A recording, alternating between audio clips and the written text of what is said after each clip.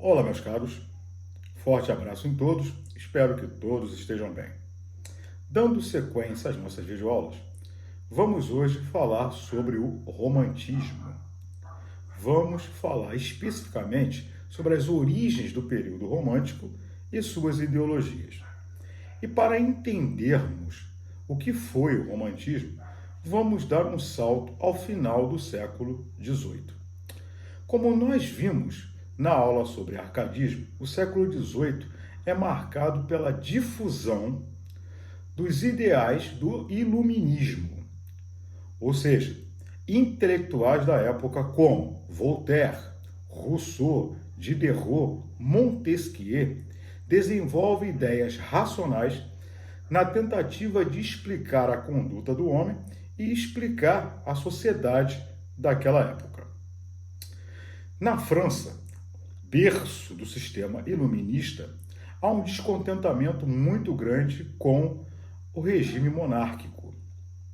A política, a gestão política de Luís XVI é questionada, pois o monarca ele executa uma administração completamente fora daquilo que era o pensamento coletivo. Ou seja, a monarquia ela executa um governo desastroso. Logo, esse momento ele é aproveitado por uma classe que está em ascensão, a burguesia, e aliada ao povo, a burguesia consegue implementar as ideias de liberdade, igualdade e fraternidade, inclusive lema da bandeira francesa, liberté, égalité, fraternité. Esses ideais, eles são espalhados pelo povo, o povo que já não suporta mais tanta opressão, tanta miséria, a burguesia, aliada ao pensamento popular, consegue tomar o poder. Nós temos o episódio da queda da Bastilha, a queda do regime monárquico francês. Este é o primeiro momento da Revolução. Então, o que é que nós podemos esperar? Queda de um sistema fracassado, queda de um sistema opressor, ascensão da burguesia e a promessa de uma modificação de vida, euforia popular. Nós temos uma euforia coletiva. Então, o primeiro momento da Revolução é um momento que prega uma euforia do povo francês e, ao mesmo tempo em que há essa ideia de euforia, desenvolve-se também a ideia de nacionalismo, a identidade francesa, a identidade de uma nação. Isso é importante porque, posteriormente, nós vamos ver como a Revolução Francesa, em seus momentos, influencia o desenvolvimento do romantismo pelo mundo, especificamente no Brasil. No segundo momento, vamos pegar então a parte histórica, o que ocorre? Girondinos e jacobinos disputam o poder na França. Os jacobinos, por apresentarem ideias de um aprofundamento maior nos ideais de liberdade, fraternidade e igualdade, acabam tomando o poder. Tomam o poder na figura de Robespierre. O povo pensa que Robespierre conseguirá fazer com que a vida se torne um espaço menos doloroso que aquele que se encontrava no período monárquico. Entretanto, Robespierre acaba se tornando um grande tirano. Cria o estado de terror na França, inclusive exigindo o aprisionamento e a morte de Diderot, um pensador e líder de um processo revolucionário. Robespierre se mantém até que, através de lutas populares, dentro do governo catastrófico que executou, é derrubado. E após a sua derrubada, o diretório assume o poder até a subida de Napoleão Bonaparte, que se torna imperador da França. Então, vamos por partes. Primeiro momento, euforia coletiva e identidade, nacionalismo. Segundo momento, Robespierre e o estado de terror na França, depressão coletiva, melancolia, um pensamento voltado para as sombras, então uma subjetividade sombria coletiva. E a ascensão de Napoleão, historicamente nós sabemos que as guerras napoleônicas acabam fazendo com que a França se torne uma potência dentro da Europa. Então Napoleão é aquele que consegue centralizar na sua figura ideais de heroísmo, ideais de exaltação da figura humana. Três caracterizações importantíssimas. No Brasil, nós vamos perceber que no primeiro momento da Revolução, que é esse momento de identidade nacional, de liberdade, vai estar associado à primeira geração e à terceira geração, enquanto a depressão coletiva vai estar associada à segunda geração romântica. Entretanto, no vídeo de hoje, vamos pensar da seguinte maneira.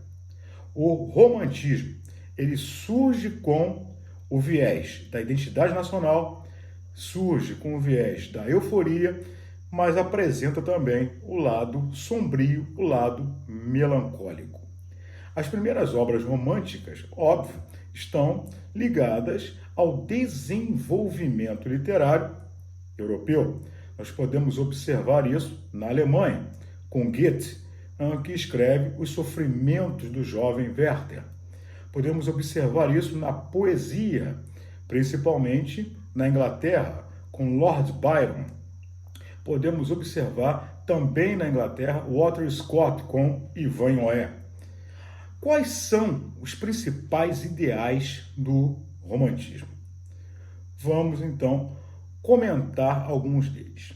Primeiro, a literatura voltada para um eu. Então, o período romântico é um período ególatra, é um período voltado para a presença de um elemento individual, não havendo uma preocupação imediata coletiva. Segundo, um retorno a uma Europa embruxada. Então, há uma ideia a ser desenvolvida de grande misticismo, uma ideia voltada para uma Europa medieval. Então, uma retomada de um cenário medievo, também é característica do romantismo. A presença de cenários noturnos, uma predileção por paisagens sombrias, penhascos, cemitérios. Temos aí a presença do elemento gótico, a presença do elemento sobrenatural, muito comum. Podemos observar o satanismo romântico, a inversão dos códigos sociais. Dentro do quadro satanista, nós constantemente observamos a presença do incesto, a presença do canibalismo, a presença da necrofilia. São elementos também presentes. A tentativa de prazer ao exagero. O que acontece dentro do romantismo é aproveitar a existência ao máximo. E esse aproveitamento fatalmente leva a uma morte prematura. É um período de mortes que ocorrem ainda no florescer da existência. Então, jovens morrendo com 20, 22, 24 anos. Lembre-se, a tuberculose é uma doença que vitima, na época, uma grande quantidade de pessoas. Época de grande bebedeira, época de grandes orgias, época de um descuido com a saúde. Algo também nítido dentro do período romântico.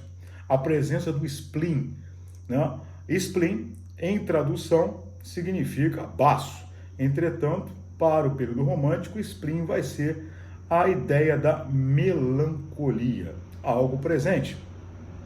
Ao lado dessas características, nós podemos observar também a presença de um ideal de liberdade, a presença de um ideal heróico. Então, a figura do herói medieval também vai ser retomada. O herói medieval com o seu caráter ilibado, o herói medieval com a sua coragem, com o seu destemor, vai ser sublinhado dentro do período romântico. A ideia de liberdade, a liberdade, nesse caso, individual, mas que leva a um processo coletivo. No Brasil, nós vamos perceber que há uma luta constante contra o sistema escravocrata. Temos também, dentro do período, a ideia do escapismo. O que é isso? O homem, em sua individualidade, não consegue se adequar à sociedade de sua época. Logo, a não adequação faz com que ele crie um mundo alternativo, um mundo subjetivo. Este mundo é um mundo de sonhos, um mundo em que ele consegue se colocar de uma forma adequada, é um mundo que ele cria para poder satisfazer os seus desejos. Quando torna-se insuportável a vivência nesse mundo, o romântico, ele sonha com a morte, ele deseja a morte. Logo, a morte para o romântico não é algo funesto. A morte para o romântico é simplesmente a saída deste plano e não passar pelas desventuras que a vida traz para todos nós. Ao mesmo tempo, nós podemos observar a presença feminina em destaque. Então, é comum, dentro do ideal romântico, a mulher envolta por uma atmosfera angelical, a mulher envolta por uma beleza imaterial.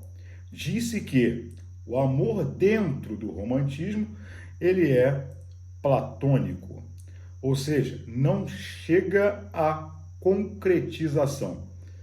Existe um eu que atira o seu amor sobre o objeto desse amor, desse desejo, entretanto, não chega a tocá-lo. Em outras palavras, o homem romântico, ele não se acha merecedor do amor de uma mulher. Ou ele acha que o seu sentimento ele é puro demais e que não pode ser corrompido por um amor adulterado existente na sociedade. De qualquer maneira, outros autores, eles ainda pensam no amor como o único elemento de redenção social. Então, vejam bem como é interessante. Ao mesmo tempo em que há poetas que percebem que o amor não pode ser concretizado, percebem que a realidade impede a concretização do amor, outros autores já primam por um amor como única fonte de salvação do homem dentro de um aspecto social.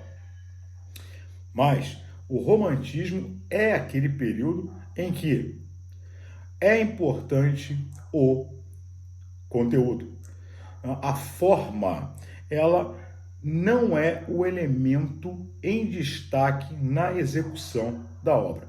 É óbvio que qualquer texto se preocupa com o desenvolvimento formal. Entretanto, a ideia romântica, ela se torna o elemento mais importante na caracterização desse período.